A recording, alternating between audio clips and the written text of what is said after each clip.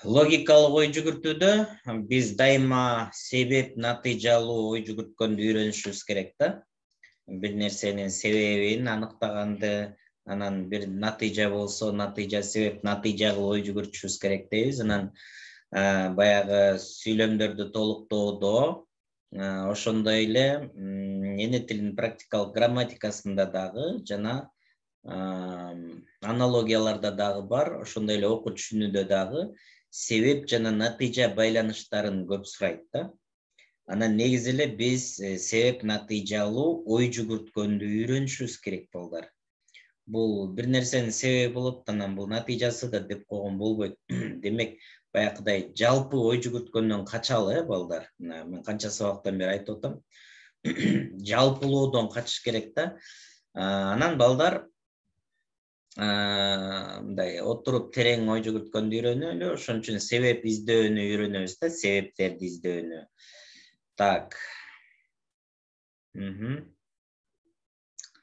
Эми себепти издөө, себеп байланыштарды аныктоо ыкмалары дейт. 4 ыкмасы бар экен, балдар.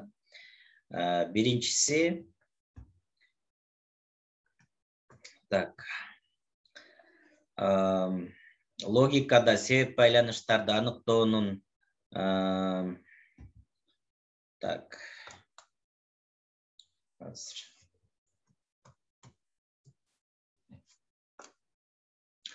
Аныктоонун 4 түрү каралат. Жалгыз окшоштук ыкмасы дейт. Төмөнкү схема боюнча куралат дейт, балдар. Мисал үчүн да АБС шарттарында X кубулушу болот дейт. ADE шарттарында X кубулушу болот. Анан AFG шарттарында X кубулушу болот. Анан демек А шарты X кубулушунун себеби болушу мүмкүн деп ыктымалдуу жыйынтык чыгарылат экен. Мисал үчүн адамдын аллергиясы жана продуктылар деп айта турган болсок, АБС дегендин ордуна 3 продукт алабыз да. Адам пияз, сабиз, картошка жейт дейли да күндөч. Анан ал аллергия болот дейли да, кечкеле чүчкүрө берет дейли. Андан кийин так, ага эмне дедик? Пияз, картошка, сабиз дедик. Анан экинчи күнү пияз, картошка, анан сабиздин ордуна бадыраң жейт дейли да. Анан кайра эле чүчкүрүп атат. Эми экинчи күн эмес, мындай бир жума жейт, бир күндө аныкташ кыйын го. Анан экинчи жумада болсо пияз, картошка, бадыраң жеп атат. Анан үчүнчүсүндө болсо пияз, анан картошка менен бадыраң такыр эле жок, пияз, үчүнчүсүндө деле бар, анан баклажан, анан капуста жейди дейли да. Анан дагы эле чүчкүрүп атат да. Бирок врач айтты, что бир жер жемиштин бирөөсүнүн айынан гана сенин аллергия болуп атасың. Бирок кайсынысы экенин пока билбейбиз дейт да. Анан бирок адам ушинтип жеп аткан болсо, ушул бардыгында тең пиязды калтырды дагы, анан башкаларын алмаштырып көрдү, бирок кечке эле чүчкүрө берди да. Демек, кандай жыйынтык чыгарса болот, балдар? Кана? Пияздан. Демек, ошол аллергиясы пияздан деп жыйынтык чыгарса болот. Көрдүңөрбү, балдар, бул логикалык жыйынтык чыгаруунун бир түрү экен, балдар. Мына ушуну үйрөнүшүбүз керек. Мисалы, мен силерге мурунку сабактарда айткам, жөнөкөй адамдай ой жүгүртпөй, окумуштуулардай ой жүгүртөлү депчи. Окумуштуулар мына ушул, бул баягы индуктивдүү ыкмалар деп үйрөтүп атпадым беле? Индуктивдүү ыкмаларда биз болжолдуу гана жыйынтык чыгарабыз депчи. Анан ушул себеп издөөнүн түрлөрүнө кирет да бул жерде. Мына карайлы кандай ачылыштар жасалган. Өтө көп ачылыштар. Балдар, карасаңар, кызыктуу да, аябай. Укмуштуу ачылыш дейт, мына окуясы. Бир күнү дейт, Буринский деген эми бир киши, аны изилдеген жокмун ким экенин, бирок ушул бир киши да.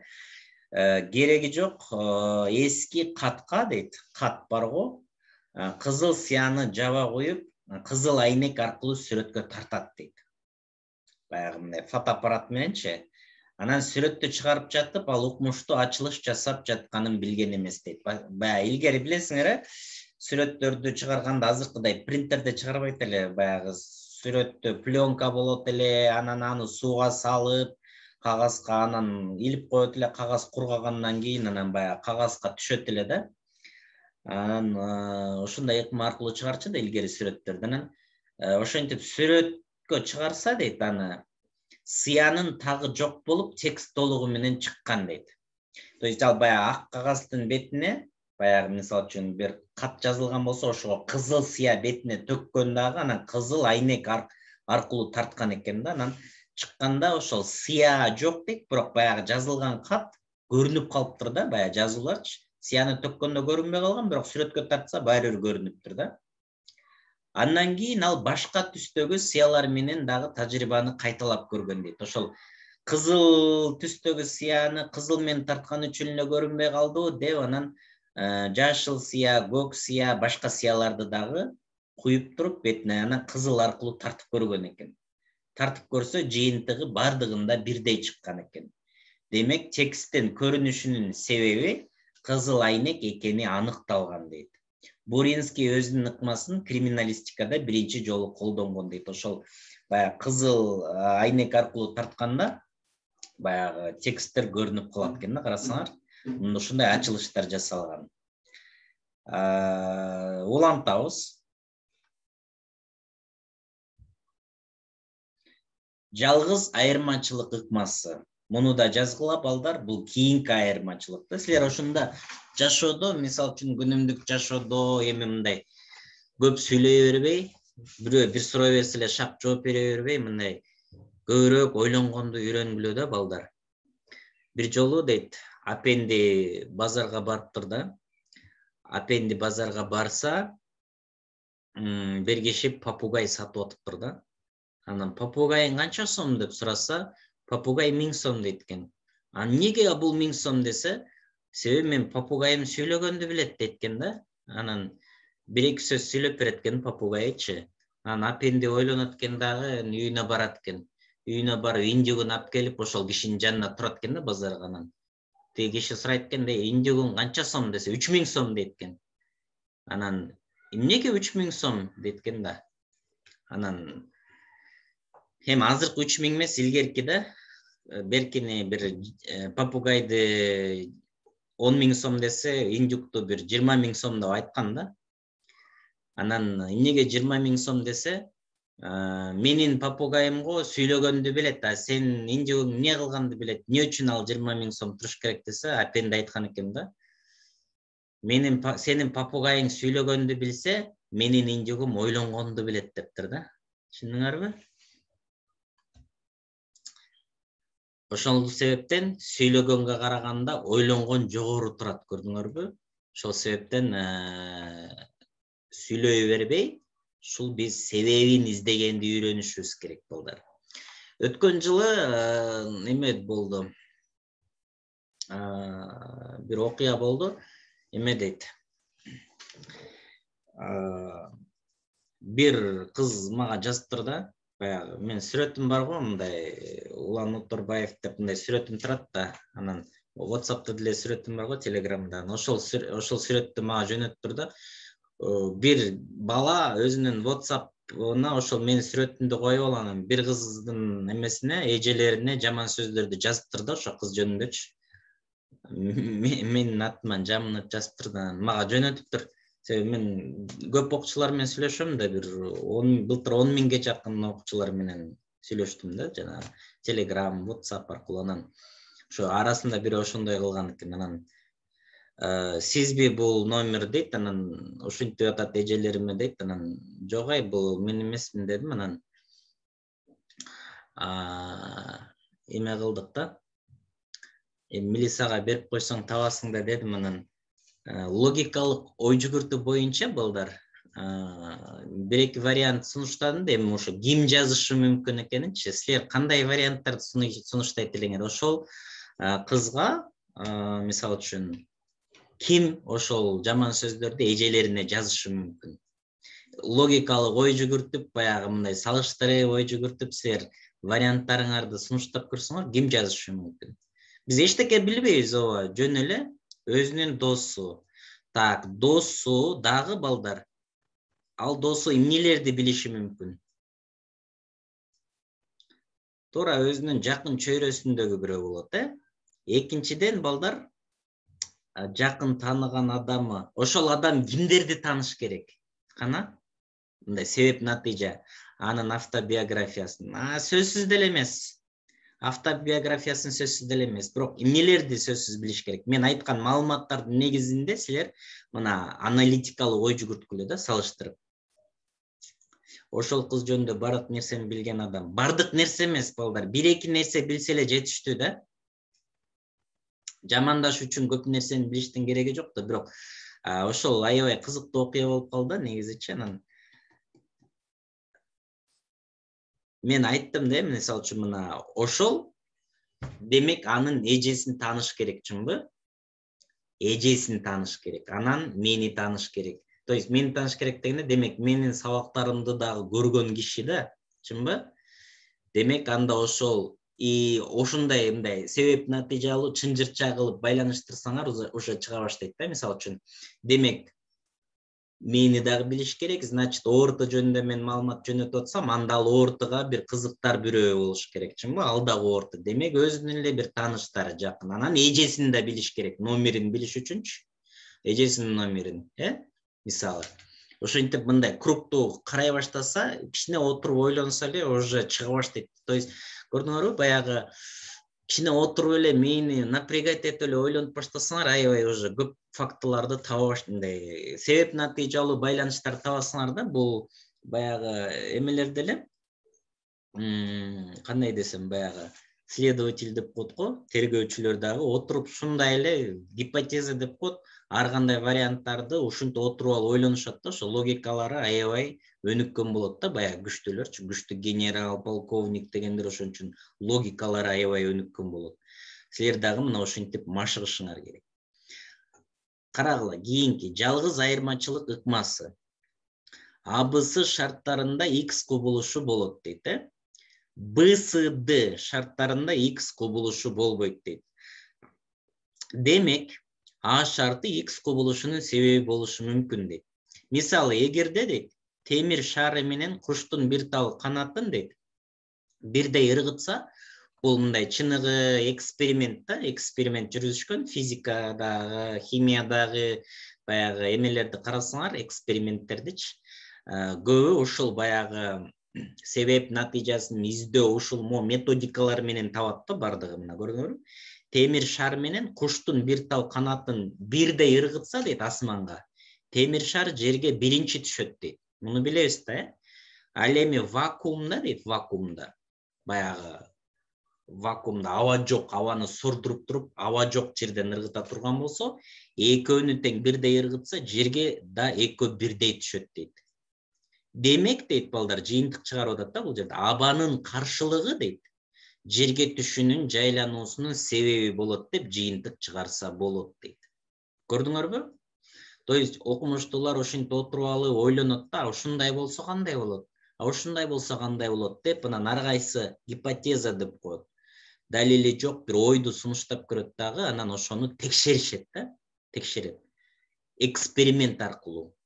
Түшүнүп атасыңарбы, балдар, силер демек логикаңарды өнүктүрүш үчүн экспериментатор көп эксперименттай салыштырып, эксперимент жүргүзгөнгө уже даяр болушуңар керек да. Анан ошо эксперимент жүргүзүп, тажрыйба жүргүзүп баштасаңар, анан мээңер өсөт, өнүгөт, анан өтө күчтүү болосуңар. Анан жалкоолонуп, жок андай кылбайм, мен жаттап алып эле үйрөнөм десеңер, алыска бара албайсыңар. Ошондуктан мына үйрөнүшүңөр керек. Карагыла. Улантабыз, жер төлөөдө мисалы үчүн карагыла, жалгыз айырмачылык ыкмасы боюнча. Жер төлөөдө өскөн өсүмдүктөрдүн жалбырактары жашыл түстө болбойт. Билесиңер, көбүңөр байкагансыңар да, погребчи жер төлөөдө картошкалардын жана эмелери чыгып калат го, соёолору, кээде өсүмдүктөр, баягы чөптөр өсүп калат, байкасаңар. Ошол өсүмдүк күндө өскөн болсо жашыл түстө болот. Жер төлөөдө күндүн жарыгы жок. Демек, күндүн жарыгы өсүмдүктөрдүн жашыл түстө болуусунун себеби болот деп жыйынтык чыгарып атат да. Көрдүңөрбү? Ушул салыштырма ой жүгүртүү. Ушинтип салыштырып, анан ойлонуп баштасаңар, анан мээңер иштей баштайт балдар. туура жоопту кайсынысы туура жооп экенин аны билип алып эле аны жаттап алып окуган кереги жок. Кээ бир окуучуларды мен байкайм да, мындай кылат да, жаттайт экен аларчы тесттичи. Асы, Бсы варианты менен жаттап алып анан кээ бирөөлөр айткан бар да, агай баягы пробныйдагы тесттин бирөө да келген жок деп айтат да. Как будто келиш керек да, аны үчүнчү. Силердин деле араңарда ошентип ойлоп отурасыңар, могу иштеген тесттер келет депчи. Точный өзүн алып келип койгудай баягы тестти түзгөн адамдар деле келе сол эмес да, чынбы? Алар эмне кылат? Атайын мугалимди жалдап, акча төлөп берип тест түздүрөт. Ошого окшош кылып түздүрөт. Ошондуктан биз салыштырмалуу ой жүгүртүүбүздү машыктырышыбыз керек. Машыктырбасак, жаттамай болгон болсо, Антарктидада пингвиндер жашайт, анан мурду узун жаныбар бул пил деп жаттап эле А, Б, В кылып белгилей берсеңер, силердин логикалык ой жүгүртүүңөр өнүкпөсө, күчтүү специалист боло албайсыңар, балдар. Чынбы же андай эмеспи? Так.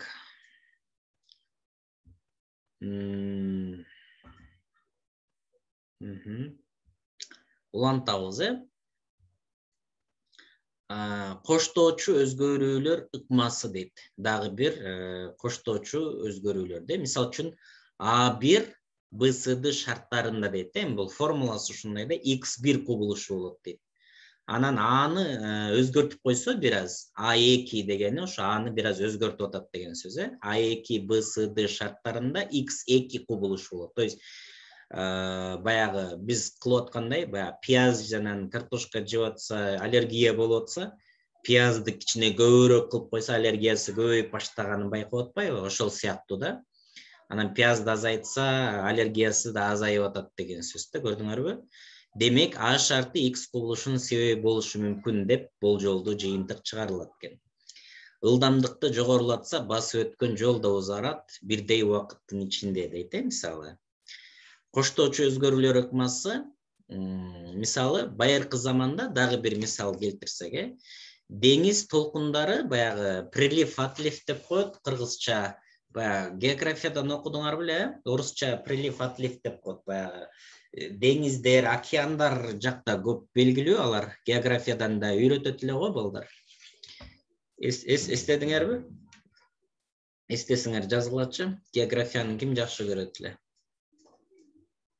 Прилив, отливтер. Так, ошо кыргызчасы эмне деп айтат? Суу көбөйөт, азаят деп эле айтабы? Булуң дейби.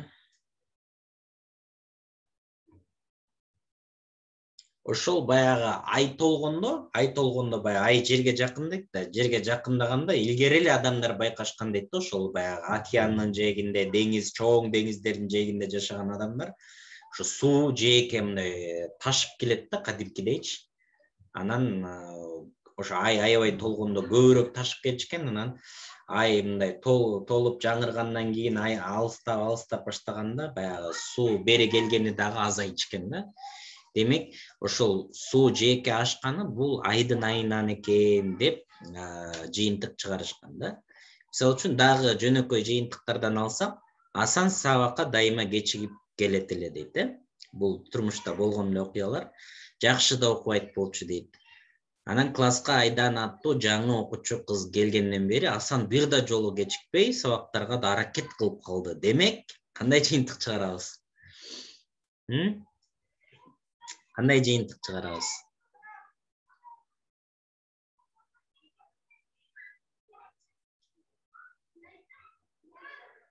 Айдан анын айынан дейт, сүйүп калыптыр деп жыйынтык.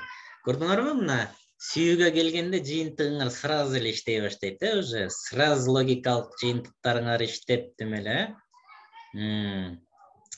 Сүйүүгө келгенде, кызганганга келгенде, жакшы көрүү сезими менен дейт, баягы кызганчак аялдар да бар го, турмушка чыккандан кийин дагы логикасы өтө күчтүү иштей баштайт да. Негизи кыздардын логикасы жакшы иштебейт да, бирок турмушка чыккандан кийин өлө иштей баштайт да логикасычы. Сен, значит, жооп бербедиң, сен, значит, что-то не то депчи. Жыйынтык чыгарып атпайбы, шашып жыйынтык чыгарып атат. Ошондуктан мына машыгат кемис балдар, Бул логикалык ой жүгүртүү аябай кызыктуу да. сен отуруп эле ар кайсы мындай окуяларды, күнүмдүк болуп аткан нерселерди ойлонуп салыштырып анан жыйынтыктарды чыгарасың да, анан көбүнчө туура уже чыга баштайт, эгерде себеп натыйжаны туура байланыштырсаңар. Көрдүңөрбү, мына биз себеп натыйжаларды кандай карап байланыштырып атабыз, бул мына логиканын ушундай мыйзамдары бар. Ушундай себептери бар. Так, кимде кандай суроолор бар болдар? Суроолоруңар болсо жазгыла.